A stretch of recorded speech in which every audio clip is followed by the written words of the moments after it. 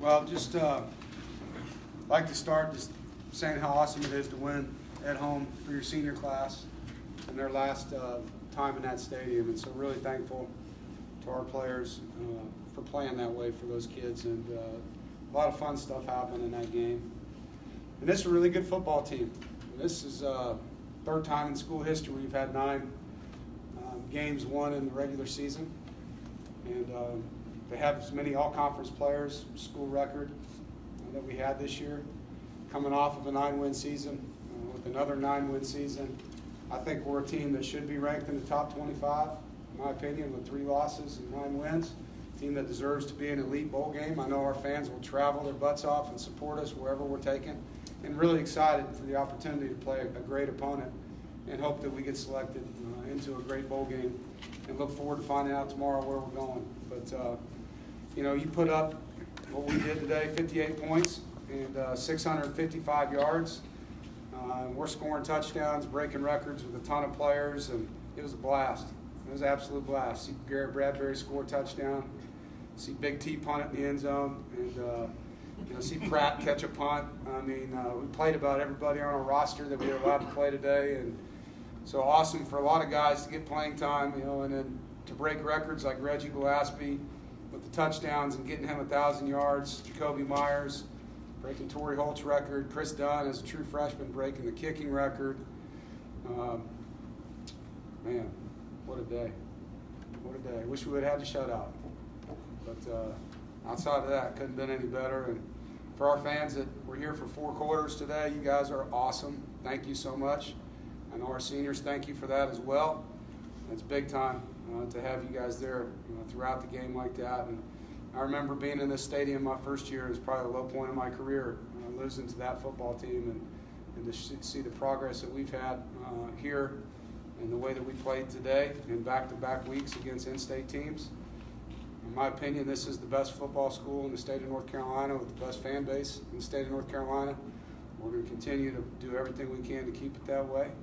We recruit the best players in the state to stay home and attract great players from out of state to come join us. And doing everything we can this week to get our guys healthy, and next week to get healthy and finish really strong in the classroom, go to a great bowl destination, and fight our butts off to get win number 10. So with that, I'll take questions. Coach, did you have enough game balls to give out at the end of this one? Yeah, I didn't even hand out balls. I mean, it was just like throwing records around in there, you know. I mean, it was fun. The guys were awesome today. And to see DeMonte go in and do that stuff and get our entire backup O-line in there, to see Woody Cornwell score a touchdown, awesome. I mean, it's such a special group of seniors, you know, and to give those guys the opportunity to do what they did today was pretty cool. To hear the fans chanting Reggie's name there at the end, awesome, end of the 4th quarter, does that just reflect the season he's had and really just tie up the career he's had? I think everybody, I don't know, it's like he's become the spirit a little bit of our team, and you know, going through what he's gone through and waiting his turn and being a, you know, just a really, really great human being to people, and he's so tough. You know, I think everybody loves that about him. For him to get 1,000 yards now 3 years in a row, we've had a 1,000-yard rusher, says a lot. So it's been a special year, a special group of seniors, and there's been a lot of injuries and smoke and mirrors at times, and young guys playing, and to win 9 games. I think a lot of people at the beginning of the year wouldn't have expected us to do that. So not that you don't want to win more, but very proud of this group, and you know, defensively to hold anybody in the country to 100 yards total offense is pretty hard to do. Pretty good day for them. Dave, I'm curious how long you guys had worked on the Garrett Bradbury run. Yeah, it's been going on for about 3 weeks. I really wanted to run it last week, but Reggie was kind of hot, so I got overruled. But when Brock Miller got tackled on the one, it wasn't even an option. I mean, Bradbury ran out there calling the play. We were talking yesterday about it, like, what should I do for a celebration? I'm like, dude, you got to keep that ball. Like, you're going to want that ball as an offensive lineman. You better run that thing back to the sideline. He handed it. I think Big T stole it and kicked it in the stands. You know, so it's all good. Did you get it back? I don't know. Dave, you mentioned the seniors playing in front of the fans. How much motivation was there in sort of a second go at senior night or senior day after what happened? this for me was senior week, you know. I mean, the last one, not that I didn't make a big deal about it, but I'm not going to do the things that I did. Like this week, last night, we had a senior salute where I get every senior in the program up and go through everything they've done in our program. At the end, they get a standing ovation, and it's an emotional deal. And I didn't do that then because it just seemed premature, you know. So this was a big send-off. I think the one with Wake with their parents on the field was a special moment for their parents, but this one from a coaching staff was more of a senior salute. Coach, what's five straight bowl games for you? Just how special is that for you and this program? Yeah, and that's where we want to be every year. We want to not just go to bowl games. We won 4 of those 5, and we'll win them. You know, we want to continue to play top-level teams. And at the end of last year's bowl game, you know, when we beat Arizona State, we were a top 25 team. I believe we are right now too, and should be in the rankings. There's teams with 4 losses ranked ahead of us. I don't really get that. So hopefully they'll see the value of our work, and we've got 1 loss to an unranked team with 30 seconds left in the game. So, you know, I think we deserve to be in an upper-tier bowl. I've said that many times because guys like Ryan Finley and Garrett Bradbury, I think, is the best center in college football. We've got a really good football team. And that's the standard here, is not only to be in bowl games, but to win bowl games, and continue to elevate which bowl games we're going to go to. Coach, what's it mean for you guys to be able to host the family of Trooper Kevin Connor? It was special, and all the patrolmen and his family were out there, and you know, I didn't get a chance to really have a conversation with him. He was pretty quiet. I got to see him smile and take a picture with him.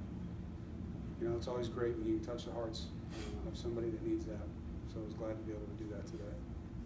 Coach, before UNC last week, you talked about, as far as playing these in-state rivalry games, how important it was recruiting and the fan base, but with your record against ECU, how big was this win, and how important was it to come out here and snap that losing skid? Yeah, absolutely was. I mean, I think I've been hearing that for 3 years, you know, since we lost to them down there. Everyone walks by me and gives me that little thing they do, you know, and want to break it off. And so I did that today, you know. I learned a long time ago, you know, just to remember things and get even when you can. And so I thought we played well today. I thought our guys were ready to play. And I'm motivated by a lot of things, you know. Winning in-state every time we take the field matters. And to be 6-1 at home, our goal was to be 7-0. I think, you know, last year we were 5-1 at home. It's great to be at home with Carter Finley and to be able to beat an in-state team here like that. Feels like with the season that Kelvin's having, what Jacoby's done has almost gone under the radar, which feels weird to say about a 1,000-yard receiver. What does he bring to this football team? What has he meant to this football team? He's so consistent. He's such a good ball catcher. He makes incredible catches, but he makes routine plays too. And you know, when you have an inside target and an outside target in your offense and a run game, it's challenging on defense. You know, we face that with our defense when you play some of the offenses in our league, and you can't lean one way and get away with it. You know, and Ryan's so good at seeing coverage and understanding where the matchup problems are. You know, him and Jacoby, Kelvin and Jacoby, you know, really benefit from each other because of that. Well, the end just happened here, but how do you see this season? Do you see it as a progression for your program? Yeah, we won 8 regular season games last year. We just won 9.